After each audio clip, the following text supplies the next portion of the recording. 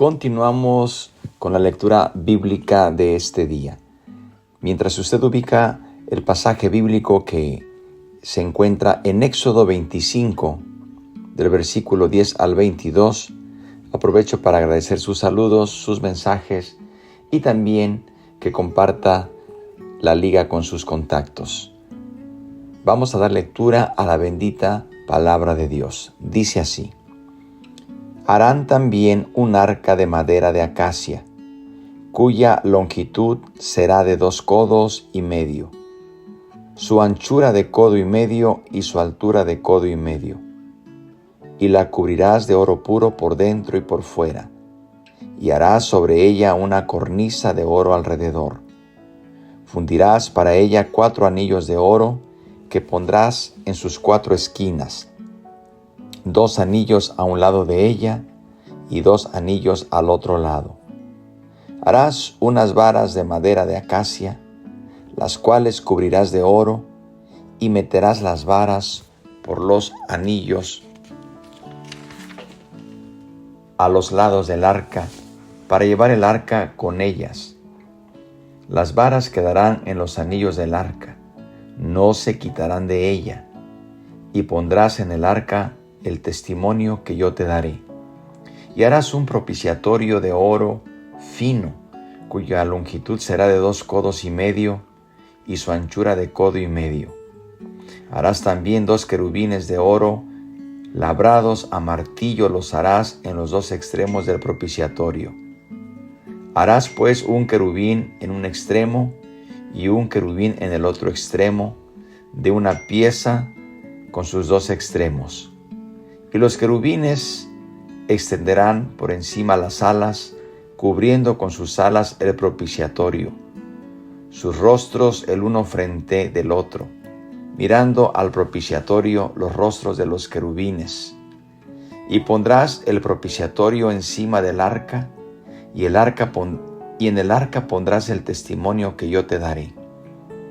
Y de ahí me declararé a ti y hablaré contigo de sobre el propiciatorio, de entre los 2 querubines que están sobre el arca del testimonio, todo lo que yo te mandare para los hijos de Israel. Amén. Vamos a hacer unas breves consideraciones de estos versículos. Primeramente, vamos a decir que por lo general, los planes para construir un edificio comienzan con la estructura misma y después proceden a ocuparse del mobiliario. Los planes del Señor en cuanto al tabernáculo cambian este orden. Comienzan con el arca del pacto, que es la parte principal del tabernáculo.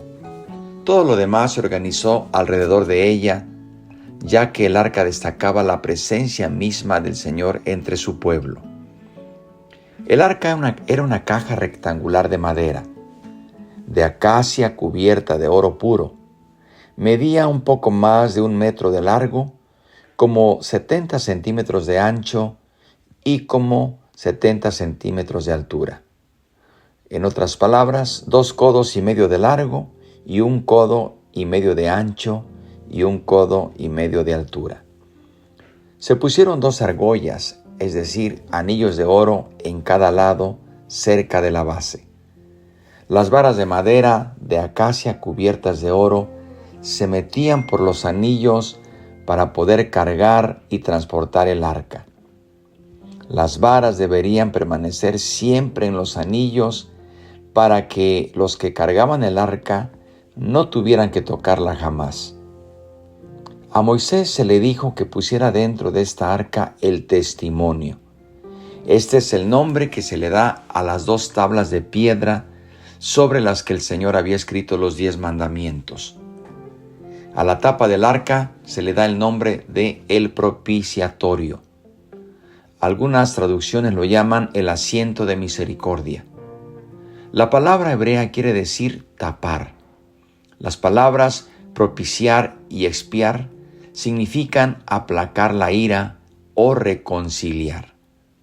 El nombre propiciatorio es muy apropiado, ya que era sobre este lugar que el sumo sacerdote rociaba la sangre de expiación, es decir, de reconciliación en el gran día de expiación.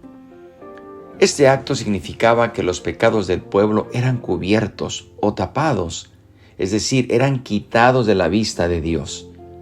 Las transgresiones contra los 10 mandamientos que yacían bajo esta tapa quedaban expiadas. La tapa misma debía hacerse de oro puro con las figuras de 2 querubines encima. Los querubines son criaturas angélicas. Debemos recordar que Dios puso un querubín en el huerto del Edén para guardar el camino del árbol de la vida. Esto lo encontramos en Génesis 3:24. Aquí los 2 querubines tenían la cara uno frente al otro, mirando hacia el propiciatorio con las alas extendidas para cubrirlo.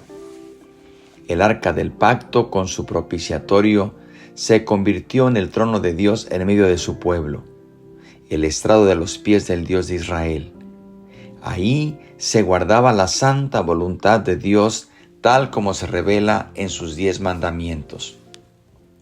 El Dios que castigaba el pecado, ahora podemos notar que aquí el Señor puede también en su soberanía y en su poder perdonar los pecados de su pueblo.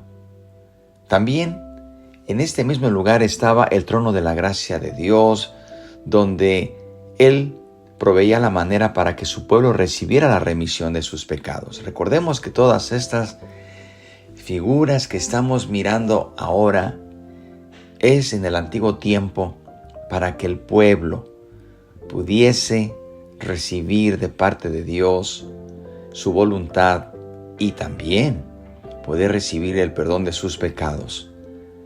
También podemos recordar que al arca del pacto, David también le llamó arca del pacto y le llamó el estrado de los pies de nuestro Dios. Lo podemos leer en Salmo 132:7 cuando dice: entraremos en su tabernáculo, nos postraremos ante el estrado de sus pies. Y en el primer libro de Crónicas, capítulo 28, verso 2 dice: y levantándose el rey David, puesto en pie, dijo: oídme, hermanos míos y pueblo mío. Yo tenía el propósito de edificar una casa en la cual reposara el arca del pacto de Jehová y para el estrado de los pies de nuestro Dios, y había ya preparado todo para edificar. Aquí notamos que, y en este pasaje David está haciendo referencia a lo que estamos considerando en este momento. Volviendo a nuestra lectura, podemos también recordar que el sumo sacerdote hacía expiación primero por sí mismo, por su casa y por toda la comunidad de Israel. Dice Levítico 16:17: ningún hombre estará en el tabernáculo de reunión cuando él entre a hacer la expiación en el santuario, hasta que él salga y haya hecho la expiación por sí, por su casa y por toda la congregación de Israel. Queridos hermanos, qué figura tan hermosa ahora podemos decir de nuestro gran sumo sacerdote, Jesucristo, que estando ya presente, sumo sacerdote de los bienes venideros, por el más amplio y más perfecto tabernáculo, no hecho de manos, es decir, no de esta creación, y no por sangre de machos cabríos ni de becerros, sino por su propia sangre, entró una vez y para siempre en el lugar santísimo, habiendo obtenido eterna redención. Estas son las palabras de Hebreos 9, 11 al 12. Así que, queridos hermanos, gracias al Señor que ahora nosotros tenemos nuestro gran sumo sacerdote. No solamente quita nuestros pecados, sino que los borra y los limpia y nos da vida eterna y nos da la bendición de tener su presencia en nuestros corazones a través de su Espíritu Santo.